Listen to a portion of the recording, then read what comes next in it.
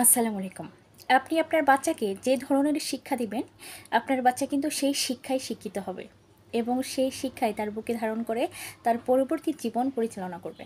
একটা সত্য ঘটনা বলি, আমি তখন ফার্ম গেটে কোচিং করি। তো কোচিং করার এক পর্যায়ে প্রতিদিন আমাকে যাতায়াত করতে হতো আমার কোচিং সেন্টার থেকে আমার হোস্টেলে যাওয়ার জন্য।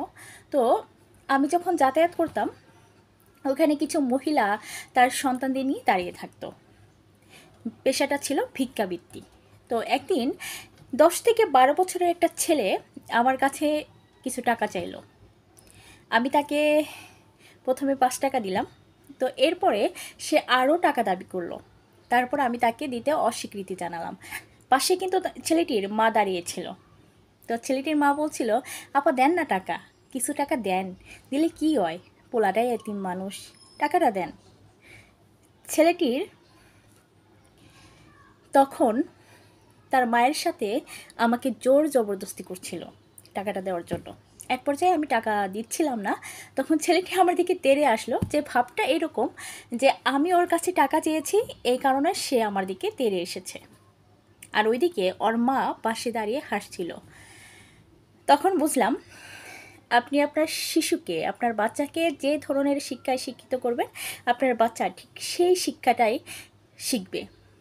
অপরদিকে একবার একটা মেয়ে আমাকে এক তোড়া ফুল দিয়েছিল, তা কিন্তু অর্থের বিনিময়ে আমি তাকে টাকা দিয়েছিলাম। এর পরবর্তীতে কিছুদিন পর সেই মেয়েটির সাথে হঠাৎ করে আমার দেখা হয়ে গেল।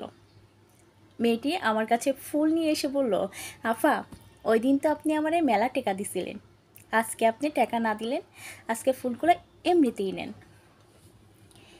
দুটো ঘটনা আপনাদের সাথে আমি শেয়ার করলাম।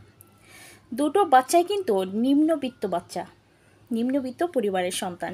একজন ভিক্ষাবৃত্তি করে, আরেকজন জীবিকার সন্ধানে ফুল বিক্রি করে তাদের জীবিকাকে নির্বাহ করে।